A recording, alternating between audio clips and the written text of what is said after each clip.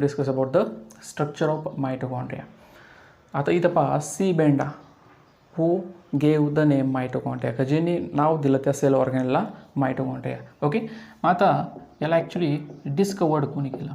Discovered केलेलं असं टाकायचं रिचर्ड अल्टमॅनने. It was discovered by Richard Altman. Okay, आता हे आपल्याला सगळ्याच युकॅरियोटिक सेल्समध्ये पाहायला भेटणार, पण त्याच्यामध्ये एक एक्सेप्शन आहे. कोणती? ते म्हणजे आरबीसीज. आरबीसीजमध्ये प्रेझेंट नसणार, म्हणजे रेड ब्लड कॉर्पस्कल्समध्ये. Okay, and prokaryotes. प्रोकॅरियोट्समध्ये आपल्याला पाहायला भेटणार नाही. Okay, double membrane bound structure आहे, म्हणजे याच्यामध्ये आपल्याला 2 मेम्ब्रेन पाहायला भेटतील. पहा, ओके, हे आउटर मेम्ब्रेन, याला आपण काय कन्सिडर करणार? Outer membrane. आता हे जे आउटर मेम्ब्रेन असतं ॲक्च्युली हे परमेबिलिटी शो करतं. It show permeability, or we can say that it is permeable to some metabolites. म्हणजे त्याच्या थ्रू काही मेटाबॉलाइट्स काय होऊ शकतात? ट्रान्सफर होऊ शकतात. त्याला शटायचं. मग ट्रान्सफर होण्यासाठी काही प्रोटीन कॅरियरची त्यांना गरज असते, त्याला शटायचं. मग ह्या परमेबिलिटीसाठी जे प्रोटीन्स रिस्पॉन्सिबल असतात त्याला शटायचं. त्यांना पोरिन्स किंवा त्यांना पार्सन्स पार्टिकल असं म्हणणार आपण. Okay, with the help of this proteins the metabolites pass through the outer membrane, हे लक्षात ठेवायचं. ओके, आता सोबत आपल्याला काय माहिती आहे याच्यामध्ये? पहा, इनर मेम्ब्रेन पण प्रेझेंट आहे, हे त्याला आउटर मेम्ब्रेन. दुसरं काय प्रेझेंट आहे यामध्ये? Inner membrane. ओके, आता हे जे इनर मेम्ब्रेन आपल्याला पाहायला भेटणार, ओके, हे स्मूथ आहे का? आउटर मेम्ब्रेन आपल्याला कसं पाहायला भेटणार? It is smooth. याच्यामध्ये इनफोल्डिंग वगैरे काही नाही, स्मूथ आपल्याला मेम्ब्रेन पाहायला भेटणार. इनर मेम्ब्रेन आपल्याला काय शो करतं? इनफोल्डिंग. इट शो इनफोल्डिंग, याला शटायचं. आणि त्या इनफोल्डिंगला आपण कन्सिडर करतो क्रिस्टी. त्याला म्हटलं तर cristae. These are nothing but the infolding, ह्याला शटायचं. त्याला आपण क्रिस्टी असं कन्सिडर करणार, ह्याला शटायचं. All these are nothing but the cristae. Okay, आता हा जो इनर मेम्ब्रेन आहे ॲक्च्युली हा कसा असतो? It is selectively permeable.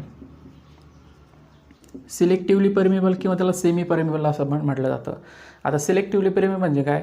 का त्याच्या थ्रू काही सबस्टन्सेस जाऊ शकतात, काही सिलेक्टिव्ह सबस्टन्सेस पास होऊ शकतात, सगळे पास होणार नाही, हे लक्षात ठेवायचं. That's why it is called as selectively permeable, हे लक्षात ठेवायचं. ओके, आता आउटर मेम्ब्रेन आणि इनर मेम्ब्रेनमध्ये आपला हा जो स्पेस पाहायला भेटणार त्या स्पेसला इंटर मेम्ब्रेन स्पेस असं आपण म्हणूया. This is nothing but a intermembrane space. Okay, आता पहा, का जे आपल्याला क्रिस्टीज पाहायला भेटणार किंवा जे इनर मेम्ब्रेन याच्यावर काही पार्टिकल्स प्रिंट असतात. पहा, ओके, या पार्टिकल्सला आपण काय कन्सिडर करणार? ऑक्सिझोम्स. आता त्याचे व्हेरियस नेम्स आहे, याला लक्षात ठेवायचं. त्याला एलिमेंटरी पार्टिकल असं म्हटलं जातं, मायटोकॉन्ड्रियल पार्टिकल असं पण म्हटलं जातं. Okay, but these are nothing but the oxysomes, हे लक्षात ठेवायचं. The inner membrane bear oxysomes, हे लक्षात ठेवायचं. ओके, चला आता ह्या ऑक्सिझोम बरोबर याच्यावरती आपल्याला काय पाहायला भेटणार? सायटोक्रोम पण प्रेझेंट असतात, हे लक्षात ठेवायचं. ओके, आता ह्या सायटोक्रोमचं फंक्शन काय? हे असतात इलेक्ट्रॉन कॅरियर, म्हणजे त्याच्या थ्रू इलेक्ट्रॉन ट्रान्सफर होत असतात, लक्षात ठेवायचं.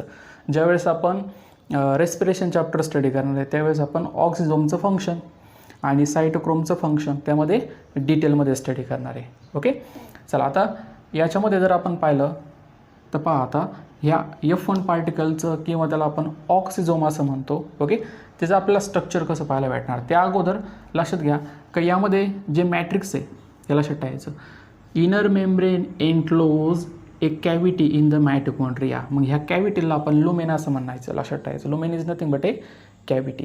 ओके, ह्यामध्ये काय प्रेझेंट असतं? यामध्ये प्रेझेंट असतं मॅट्रिक्स, हे लक्षात ठेवायचं. Matrix is nothing but a mixture. मग ह्या मॅट्रिक्समध्ये कोणकोणते आपल्याला सबस्टन्स पाहायला भेटणार? याच्यामध्ये DNA प्रेझेंट आहे. This is nothing but a DNA, circular DNA, बरोबर. त्यानंतर आपल्याला पाहायला भेटणार RNA प्रेझेंट आहे यामध्ये. ओके, 70S टाईपचे रायबोझोम प्रेझेंट आहे यामध्ये.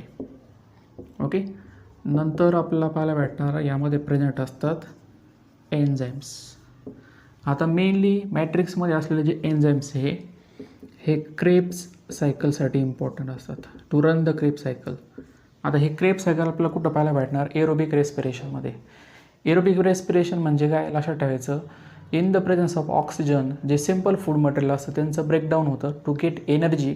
ओके, त्यामधली एक प्रोसेस म्हणजे कोणती आहे? Kreb cycle. आणि त्यासाठी लागले एन्झाईम्स हे मायटोकॉन्ड्रियल मॅट्रिक्समध्ये आपल्याला पाहायला भेटणार. म्हणजे क्रेब सायकल कुठं रन होती? मायटोकॉन्ड्रियल मॅट्रिक्समध्ये. हे लक्षात ठेवायचं. परत एकदा रिवाईज करूया आपण. ओके, जर आपण पाहिलं double membrane bound cell organelle लक्षात ठेवायचं. आउटर मेम्ब्रेन परमिएबल आहे, it allow the movement of substance through it, लक्षात ठेवायचं. ओके, त्यासाठी त्याच्यावर प्रोटीन कॅरियर्स प्रेझेंट असतील. ओके, आता त्याच्यामध्ये जर आपण पाहिलं तर जे कॅरियर प्रोटीन असतात ते असतात पोरिन्स असतील किंवा पार्सन पार्टिकल आपण त्यांना म्हणतो. इनर मेम्ब्रेन जे येतं ते इनफोल्डिंग शो करतात, त्याला क्रिस्टी आपण कन्सिडर करणार. They are not smooth. Okay, आणि हे सिलेक्टिव्हली परमिएबल आहे, म्हणजे काही सिलेक्टिव्हली मॉलिक्युल्स त्याच्या थ्रू पास होऊ शकतात. ओके, आता ह्या क्रिस्टीवर जर आपण पाहिलं तर ॲक्च्युली ऑक्झिझोम्स प्रेझेंट आहे. आणि इनर मेम्ब्रेनवर जर आपण पाहिलं, दिस इज इनर मेम्ब्रेन. ह्या इनर मेम्ब्रेन जर आपण पाहिलं आपण तर सायटोक्रोम प्रेझेंट आहे, लक्षात ठेवायचं. म्हणजे इनर मेम्ब्रेनवर आपल्याला दोन पार्ट पाहायला भेटणार आहे, हे लक्षात ठेवायचं. F1 पार्टिकल किंवा त्याला ऑक्झोम आपण म्हणणार. ओके, आणि सायटोक्रोम असतात, हे लक्षात ठेवायचं. सायटोक्रोम हे इलेक्ट्रॉन ट्रान्सपोर्ट सिस्टीममध्ये आपल्याला पाहायला भेटतील. ओके, चला आता आपण डिस्कस करूया ऑक्झिझोमचं स्ट्रक्चर. ओके, चला आता ऑक्झिझोमचं आपण जर स्ट्रक्चर पाहिलं त्यामध्ये आपल्याला दिस काइंड ऑफ आपल्याला पार्ट्स पाहायला भेटतील. पहा, हा हेड रिजन आहे.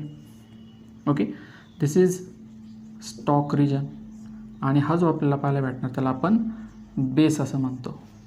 ओके, आता हा जो हेड रिजन आहे it acts as a enzyme. मग कोणता एन्झाईम? त्याला म्हटलं तर ATP synthase. ATP synthase. Okay, म्हणजे होतं काय तर यामध्ये ADP आणि इनऑर्गॅनिक फॉस्फेट म्हणजे ॲडिनोसाईन डायफॉस्फेट आणि इनऑर्गॅनिक फॉस्फेट. ओके, यांच्यापासून ॲक्च्युली काय फॉर्म होतं? ATP फॉर्मेशन होतं, हे लक्षात ठेवायचं. ओके, कशा थ्रू? ATP synthase through. का ते एन्झाईम फूड प्रेझेंट असतात हेड रिजनमध्ये. स्टॉक आणि बेस ह्या दोन्हीला ॲक्च्युली आपण कन्सिडर करतो प्रोटॉन चॅनल. यांना प्रोटॉन चॅनल असं म्हटलं जातं. म्हणजे त्याच्या थ्रू मुवमेंट कशाची होती?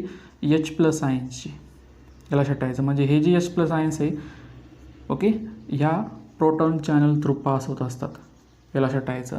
आणि एनर्जी रिलीज करतात. मग ती एनर्जीज ॲक्च्युली ADP इनऑर्गॅनिक फॉस्फेटचं फॉर्मेशन ATPमध्ये करण्यासाठी रिस्पॉन्सिबल आहे.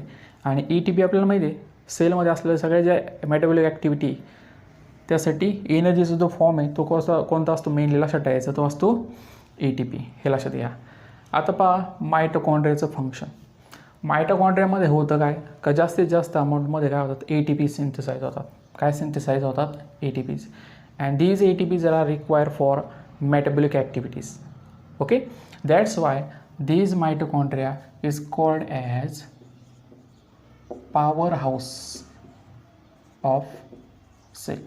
त्यामुळे आपण त्याला पॉवर हाऊस ऑफ सेल असं म्हणतो, हे लक्षात ठेवायचं. ओके, आणि एक मेन इम्पॉर्टंट पॉईंट पहा काय याच्यामध्ये DNA प्रेझेंट आहे. आपल्याला DNA पाहायला भेटणार. पहा ओके, म्हणजे mitochondria has its own DNA molecule. Okay, त्यामुळं मायटोकॉन्ड्रिया काय करणार? काही जे ॲक्टिव्हिटीज असतील स्वतःच्या म्हणजे मायटोकॉन्ड्रियाच्या ओके ते स्वतःहून काय करेल? परफॉर्म करणार. It is not depend upon the DNA present in the nucleus. Okay, that's why the mitochondria is called as semi autonomous. म्हणजे काही ज्या सेल्युलर ॲक्टिव्हिटी किंवा मायटोकॉन्ड्रियल ॲक्टिव्हिटी येतं ते स्वतःहून मायटोकॉन्ड्रिया परफॉर्म करतं, हे लक्षात ठेवायचं. ते DNAवर डिपेंड नाही, कोणत्या? न्यूक्लियसच्या DNAवर डिपेंड नसतात. That's why the mitochondria is called as semi autonomous cell organelle, हे लक्षात ठेवायचं.